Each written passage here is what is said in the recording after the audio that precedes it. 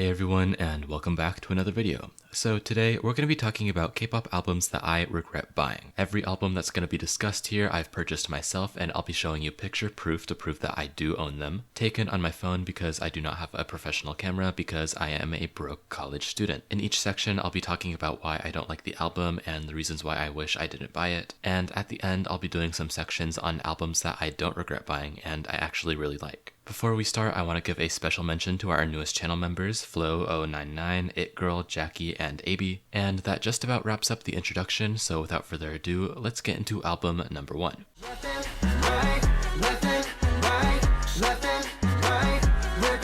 So first off for this video, let me know if I'm pronouncing this right. We have 17's Hangare, which was their album for the title track Left and Right. As you can see by these pictures, this album isn't really packaged in the way that most albums are. K-pop albums usually either come in book form or in some sort of box that you can open. So Hangare was my first experience buying an album that came in a bag. The photo books, lyric sheets, and inclusions all just came in this sort of designed plastic baggy sort of thing. And to be honest, I don't really find that type of packaging to be very visually appealing. One of the biggest reasons that I enjoy buying albums is so that I can fit them on my shelf and make them look nice. And when the rest of my shelf is filled with book and box albums, the bag ones don't really fit. I mean, don't get me wrong, literally all the photo books look amazing. When it comes to fashion, I definitely think Left and Right is one of 17's best eras ever. But when everything else about this era was so good visually, it kind of sucks that the packaging for the album wasn't the same way. When I tried to fit in Hangare with the rest of my albums on my shelf, it really looked out of place. So eventually I decided that it wasn't worth displaying if it's gonna make my entire shelf look kind of weird, so I actually ended up just putting it in a drawer. I don't know, it kind of sucks because I got into 17 between Left and Right and Home Run era. So for me, Hangare definitely has a, I guess you could call it a nostalgia factor, but the album is just not one that I really think is worth displaying.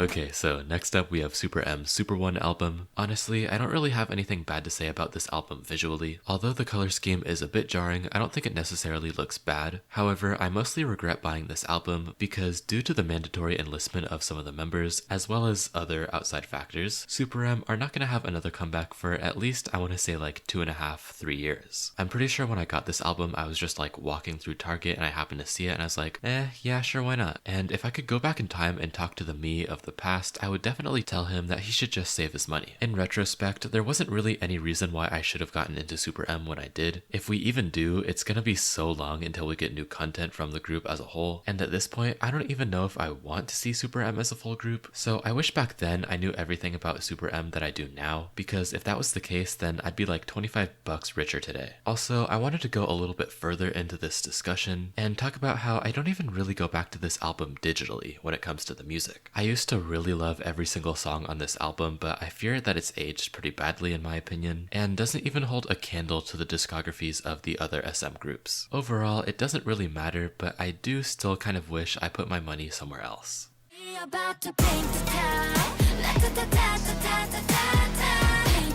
Next up, we have Loona's And album, which Paint the Town was the title track for. So once again, visually, there's literally nothing wrong with this album. It is one of the most beautiful albums that I've ever flipped through, but I still regret buying this because I don't know if I've ever mentioned this on my channel before, I really do not like Paint the Town at all. Even if we take into account solos and subunits, Paint the Town is my least favorite Loona title track in their entire discography, so sometimes it's like, damn, out of all the Loona albums that I could have gotten, I got the Paint the Town album. I mean, some of the B-sides were good, but they weren't as good as their previous works in my opinion, so I don't see myself straying from the opinion that Paint the Town is Loona's worst era ever anytime soon. It's crazy because for this era, everything was good besides the music. The styling was amazing, the choreography was amazing, this was one of Loona's most successful comebacks ever, but unfortunately for me, no matter what, the music will always be the most important thing for a comeback, so I don't really have any reason to appreciate the other good things about Paint the Town if the music wasn't to my liking. But maybe that's just me, I don't know.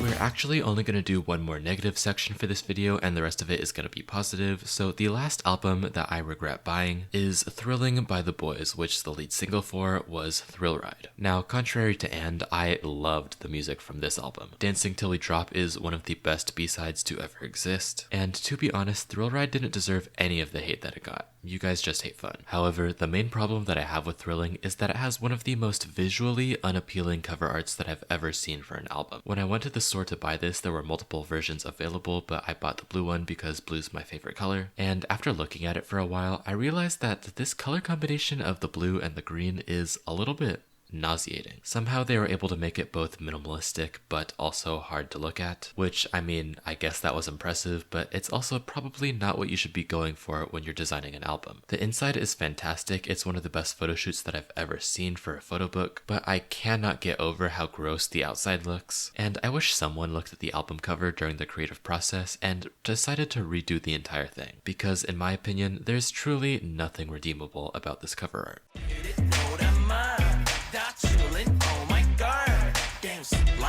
So that actually wraps up the negative section of this video, and now we're going to talk about my favorite albums that I've bought. These are ones that were worth every single penny to me, and are good in literally every single aspect, whether that's the packaging, the insides, or just the music that came along with it. And to get the obvious ones out of the way, we're going to start off with MCND's entire discography. So first off, as you can tell, all of MCND's albums are square shape, and though the packaging isn't groundbreaking or innovative, its simplicity is my favorite part about it. Since every single album that they've put out has both the same size and the same dimensions, they're super easy to stack on top of each other, and it's super easy to make them look good on a shelf. Their albums are always either gray, orange, or blue, and besides orange and blue just being a really good color combination, these colors also make MCND's albums pretty distinguishable, because the orange and the blue stand out pretty well from the standard K-pop album colors, which are usually black or white. Overall, just a super manageable set of albums that are super easy to store, display, and make look good.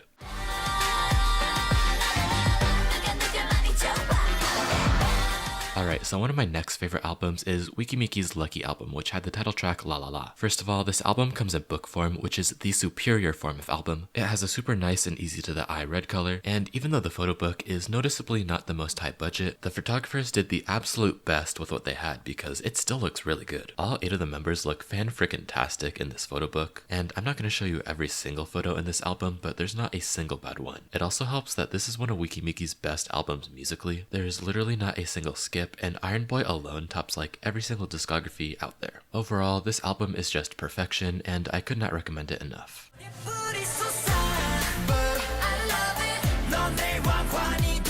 Alright, so for the last album in this positive section, I actually left it up to my YouTube channel member choice. For those who don't know, my channel members are the people who decided to click the join button down below and support my channel, and by doing so, they were able to pick one of the 5 other albums that I gave them the choice of selecting between, and vote on which one I should do some commentary on. Ever since I opened my membership, I've literally done this for every single video I've made, so if you want to be able to both join our exclusive Discord server and get the chance to pick what I talk about in my next video, click the join button down below and consider becoming a member. And without further ado, the channel member's choice for this video was TXT's The Dream Chapter Star. Now this album is one of the cutest things that I've ever seen. First of all, the cover art is both minimalistic and super nice. The blue and yellow complement each other super well, and the contents inside aren't bad either. It's pretty funny looking back at this album and seeing how young TXT looked back when they debuted. Considering the type of concepts they do nowadays, I guess you could say it's pretty nostalgic seeing them look so innocent, and the photo book for this album is one that you can look through and just like be smiling the entire time. I constantly put this CD in my CD player. I don't know if this is an unpopular opinion, but this is actually my favorite TXT album ever. Cat and Dog, Blue Orangeade, and Crown are some of their best songs in their entire discography to me. And since everything about this album is good, it just feels like the total package. It's worth both all the money that it costs and the time that it took for me to drive to the store, because I remember it took like 45 minutes for me to get there. And that concludes this video. Thank you all so much for watching, and I hope you enjoyed. If you did, consider leaving a like, and if you want to see more content from me, consider subscribing. Before I let you guys go, I'd like to thank my channel members once again: Sonorinth, Opijin ITZY, Jujumin, Wu Twice Tees, Dog, Saiyan Lover, Kyukun Love, What's OP, Zeus112, Flo099, Goyangzi, Jackie, and AB. Thank you all again so much, and without further ado, I'll see you all in the next video.